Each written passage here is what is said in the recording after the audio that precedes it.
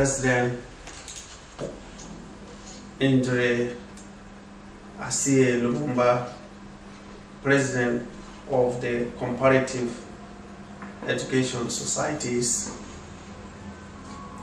very distinguished ladies and gentlemen, members of the International Society of Comparative Education, Science and Technology in Nigeria. Today, the 1st of December, I welcome all of you to this year's edition of the International Society of Comparative Education, Science and Technology, the ISCEST Annual Conference.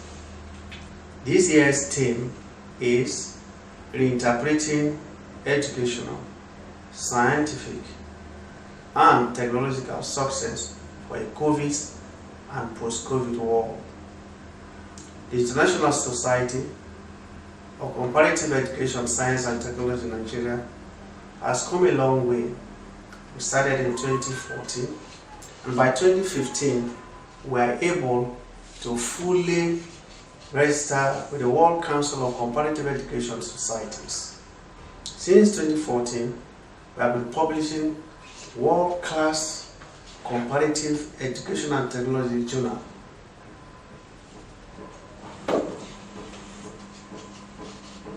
ISCEST conference have been graced by world leaders, Professor Indre Teresa Asiye Lumumba, President of the World Council of Comparative Education Societies, has attended our annual conference twice, in 2017 and in 2019.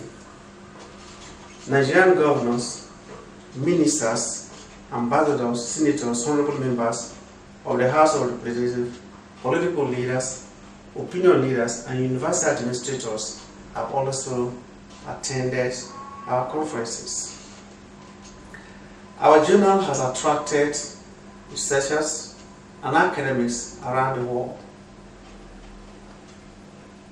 Let me congratulate everyone who is presenting paper today. In fact, all our participants and the ISCEST Secretariat for a job well done. I am delighted to acknowledge the distinguished presence of Professor Asiye Lumumba, the President of the World Council on Comparative Education Societies, the Minister of State for Mines, Dr. Uche Oga, distinguished Senator Sarah K. Dixon, former Governor of Bayelsa State, Professor Samuel Gowon, Edomi Akumo, Vice Chancellor of the Niger Delta University and Chairman of Committee of Vice Chancellors of Nigerian Universities, the chair of the opening ceremony, Dr. Mrs. Rachel Dixon, Ambassador Okoyen Ben, Nigerian Ambassador to Cuba and the Caribbean, on Professor Lubov Shipak, Member of Parliament of the Ukraine, Ambassador Godnos Bolade Igali.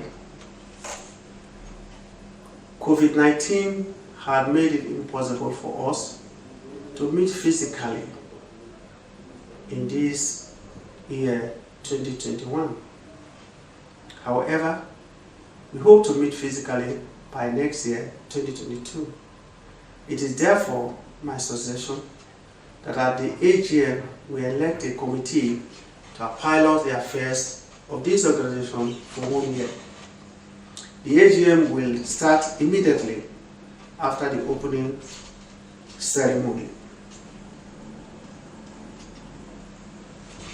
COVID-19 has changed the world. The reaction of some nations to the emergence of COVID-19 Omicron is of serious concern to me, because this variant of the COVID-19 virus was first identified in South Africa and is found in neighboring countries of Namibia, Lesotho, Eswatini, Botswana, Mozambique, and Zimbabwe. These countries are now facing travel restrictions. Some Western countries, especially Canada and the United Kingdom, have imposed travel bans on residents of those countries, as well as travelers who have passed through them the last 14 days. Canada is contemplating expanding their list of countries to be banned to include Nigeria, Malawi, and Egypt. Some African countries have also joined in imposing travel restrictions on these affected nations. This is uncalled for. It is overreactive.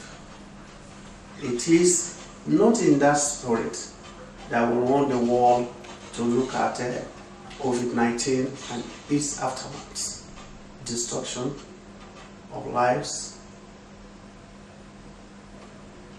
It is worth noting that the Omicron variant has spread to more than 20 countries already. The countries of Southern Africa will get the feeling that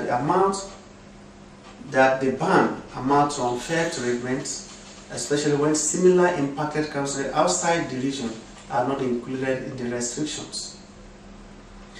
The ban will stifle trade and cooperation among countries in a manner far outweighing any benefit of the ban. It is not only that this ban will negatively affect our international interdependence, it will also create a sense of discrimination and separateness among nations.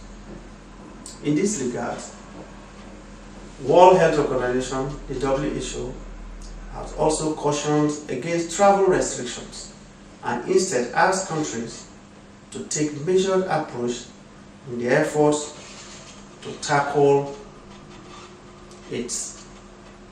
I believe that is the best way to go, not travel bans. South Africa carried out genome sequencing of the Omicron variant and announced it to the world. The announcement was done in the hope that the global health community would be alerted to the new developments and make concerted effort to address the threat.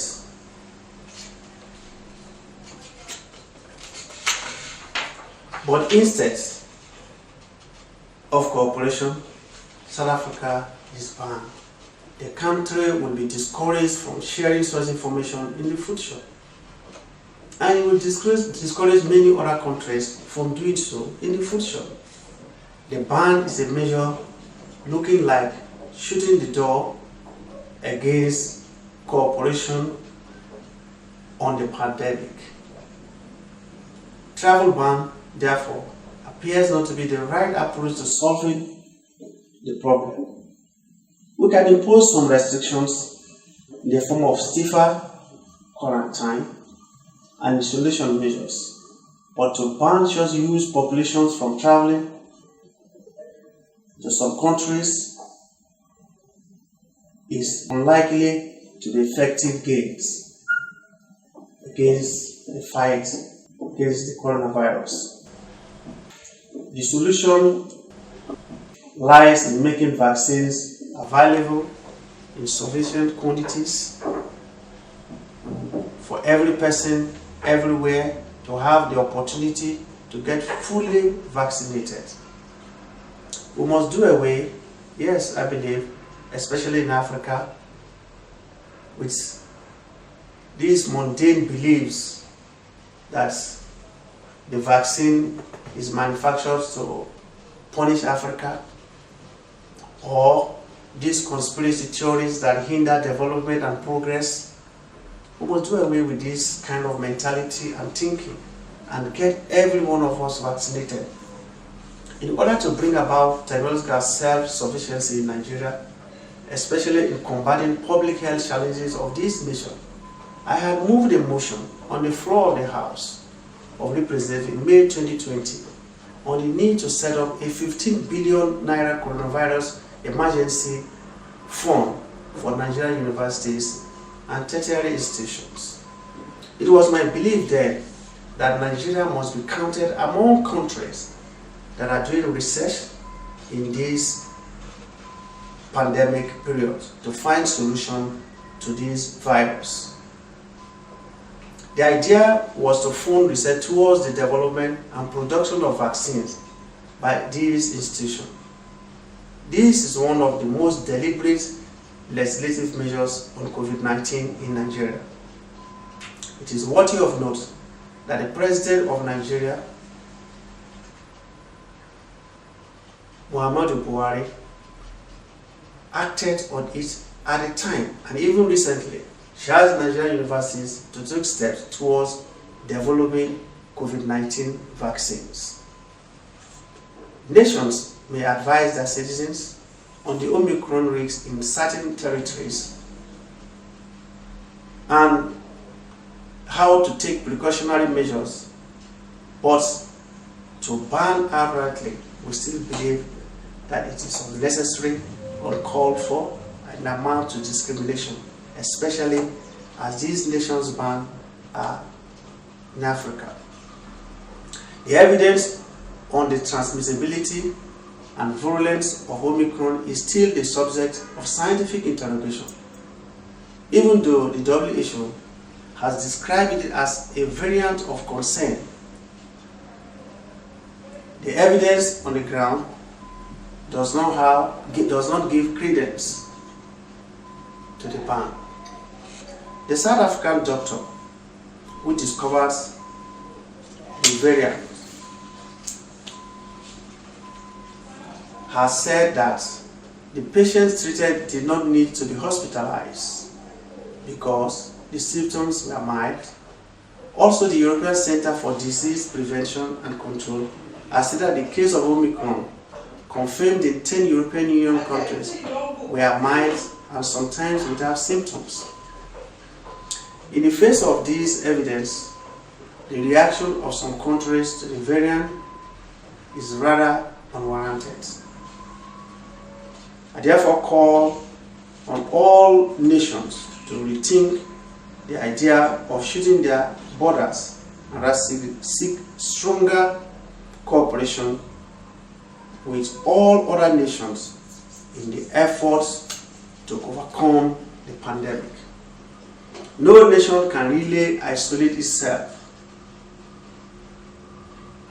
and think that its borders are impenetrable to the virus.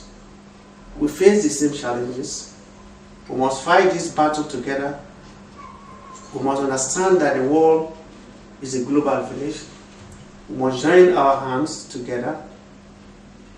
That's how we will overcome this deadly pandemic. I believe that coming out of this conference, ISCEST will be able to come up with serious recommendations to various governments around the world on how we must cooperate, must come together and fight this deadly disease. Thank you very much.